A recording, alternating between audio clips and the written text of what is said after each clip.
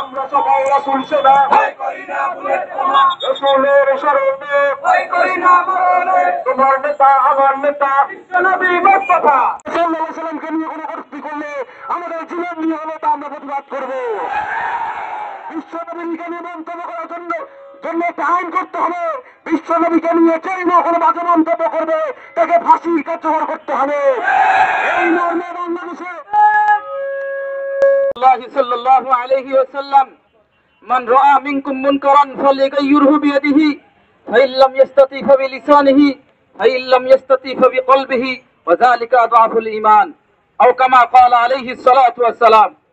সংগ্রামী তাওহীদি জনতা, আপনারা সম্প্রতি সময়ে খেয়াল করেছেন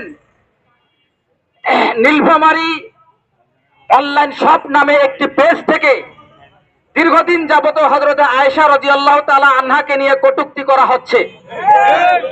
এটারে এই জেরের এক পর্যায়ে আমাদের ভবানীগঞ্জের একজন হিন্দু ডাক্তার এটাকে শেয়ার দিয়ে দেয়।